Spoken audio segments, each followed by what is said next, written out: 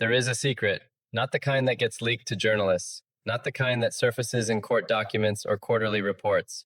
This secret has never been announced. It has never been tweeted. It has never been discussed on any stage, in any interview, in any boardroom in the world. And yet, somewhere out there, one woman already knows it.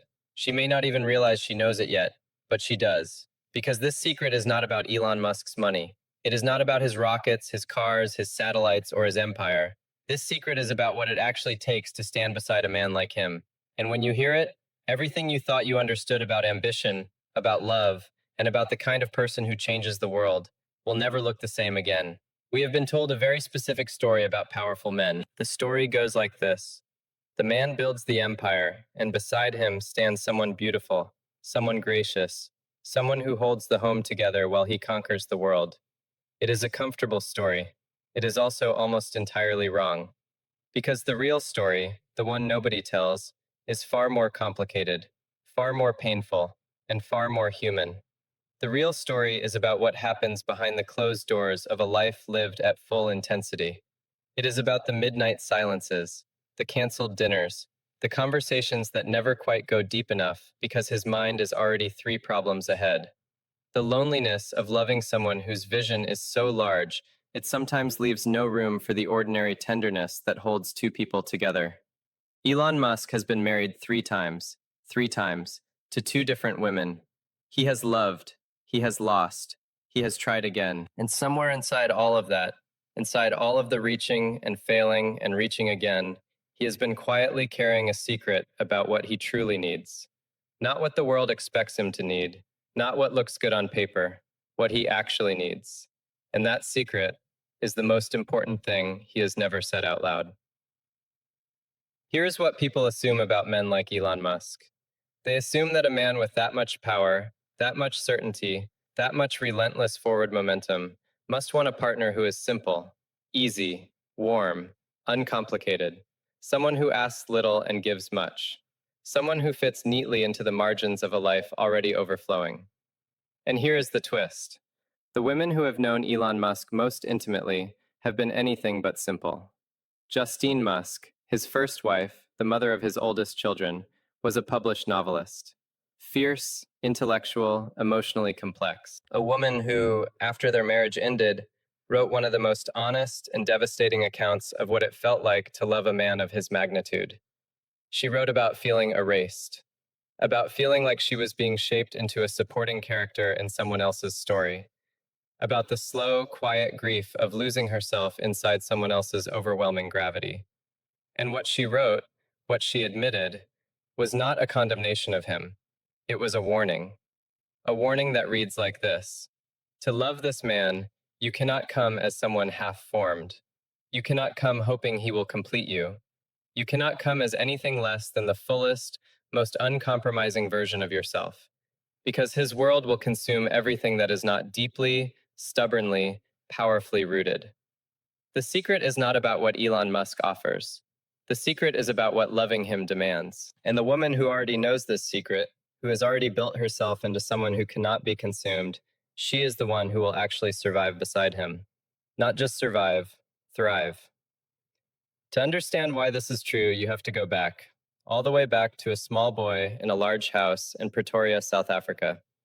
A boy who read everything, who absorbed books the way other children absorbed sunlight, instinctively, hungrily, as if his life depended on it. Because in some ways, it did. His home was not a peaceful place. His parents' marriage fractured when he was young, and the aftermath of that fracture left marks that no child should have to carry. His father, by Elon's own description, was a deeply difficult man, not simply strict, not simply demanding, but capable of a particular kind of emotional cruelty that leaves wounds invisible to the outside world. Elon rarely speaks of his childhood in detail, but in the rare moments when he does, you can hear it. Underneath the composure, underneath the confidence, underneath the extraordinary. A boy who learned very early that the people who are supposed to protect you sometimes don't. And that lesson, that early, bone-deep lesson, shaped everything that came after. It shaped his relentless self-sufficiency, his almost inhuman tolerance for pressure and pain, his instinct to solve problems rather than sit with feelings, his difficulty, even now, with vulnerability. and it shaped, though he would never frame it this way, what he secretly needs most in another person. He left South Africa at 17, nearly alone, with almost no money and no guaranteed path forward. He arrived in Canada first, then slowly made his way to the United States, the country that, in his imagination, was the place where impossible things were built. He arrived with hunger and nothing else. He studied, he worked, he built his first company in a rented office where he and his brother slept on the floor and showered at the local YMCA. When that company was acquired and he walked away with $22 million, most people assumed he would rest. He did not rest. He took that money and poured it into his next dream, and then the next, and then the next. And somewhere in the middle of all of that relentless building, he also fell in love. His first marriage, to Justine, began with the kind of electric promise that only youth and shared ambition can generate. Two brilliant, intense people colliding. They had children, they built a life, and then, quietly, painfully, the life began to crack. Their first son, Nevada, died of sudden infant death syndrome at 10 weeks old. 10 weeks. That loss, the kind of loss that rearranges something permanent inside a person, was handled differently by both of them. Justine needed to grieve openly. Elon, by his own admission, chose to move forward almost immediately. Neither was wrong, both were human, but they were human in different directions. And in that difference, in that moment of profound grief handled in two completely opposite ways, you can see the outline of the secret. Because Elon Musk does not process pain the way most people do. He processes it through motion, through building, through the almost compulsive forward momentum that has defined his entire life. To stand beside him is not to stand beside someone who will slow down when things get hard. It is to stand beside someone who accelerates. And the woman who can do that, who can hold her own grief, her own joy, her own full and complicated interior life, without needing him to stop and meet her in the middle every time, that woman is something extraordinary. Not because she needs less, but because she is already complete enough to give him what he cannot give himself. Stillness, rootedness, the quiet, unshakable presence of someone who is not afraid of his intensity because they have already made peace with their own. After his first marriage ended, and his brief second marriage, to actress Tallulah Riley, which happened twice, also dissolved, Elon said something that those close to him remember clearly. He said he could not bear to be alone. Not in the ordinary sense, not the way most people dislike solitude. He said it with the weight of someone who has spent large portions of their life feeling fundamentally, achingly misunderstood.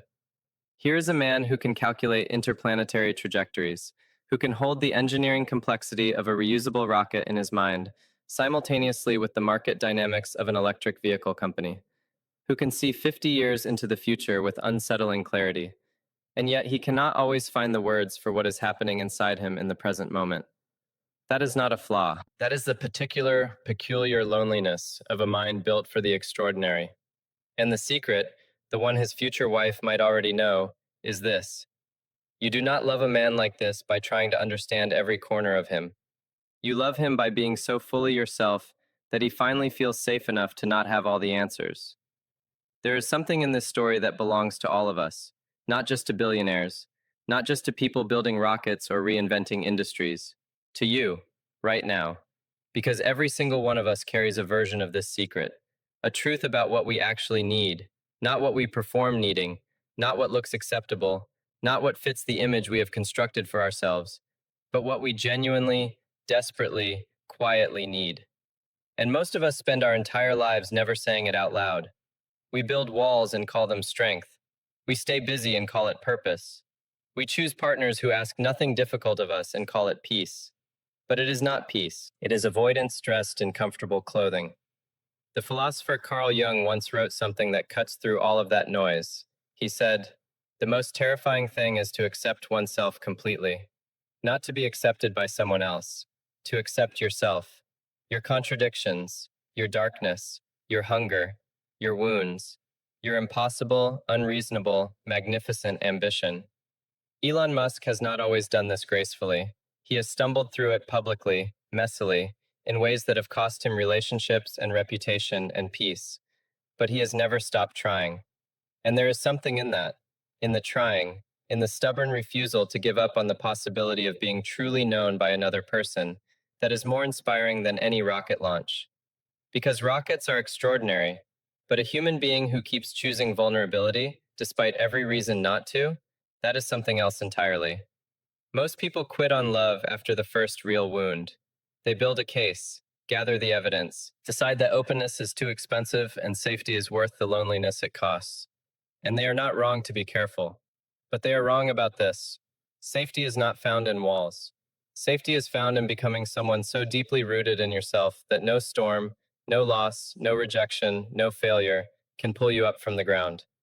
That is what his future wife already knows. She is not waiting to be completed. She is already whole. And that wholeness, that quiet, powerful, unshakable sense of self, is the only thing that can truly stand beside someone like him. Not wealth, not beauty, not ambition even, wholeness. So let me speak to you directly now. Not about Elon Musk, about you. Because the secret in this story is not really his secret. It is yours. You have been waiting for something. Maybe you have been waiting for the right moment to pursue the thing that terrifies you. Maybe you have been waiting for someone to see you clearly before you allow yourself to be fully seen. Maybe you have been waiting for permission from the world, from your family, from your past, to finally become the person you have always known you were capable of being. And I am here to tell you something. Nobody is coming with the permission. It was always yours to give yourself. The woman who will stand beside Elon Musk, whoever she is, wherever she is right now, is not waiting to be chosen. She is already living, already building, already becoming. And when they finally find each other, it will not feel like rescue. It will feel like recognition. Two people who have done the difficult, unglamorous, deeply personal work of becoming themselves, looking at each other and thinking, there you are. I have been looking for someone real, and here you are. That is what real love looks like. Not the fairy tale, not the rescue, the recognition. And that kind of love, the kind that is built on two whole people rather than two half people leaning on each other for completion, that kind of love does not break under pressure. It becomes stronger under pressure. Because both people have already survived fire individually. They know what they are made of. They are not afraid of each other's depth. They are not threatened by each other's strength. They are not diminished by each other's light. They are expanded by it. That is the secret. Not a romantic secret, a human one. Become whole first. Not perfect, not finished, not without wounds or questions or chapters still unwritten, but whole. Rooted in yourself deeply enough that you can stand beside extraordinary intensity without losing who you are. Rooted in yourself deeply enough that you can love without disappearing. Rooted in yourself deeply enough that your presence alone becomes a kind of anchor for someone whose mind never stops moving. This is what Elon Musk's future wife might already know, and more importantly, this is what you can know too, starting today, starting now, in whatever room you are sitting in, with whatever life you are currently holding, with whatever broken or beautiful or complicated version of yourself you brought with you into this moment.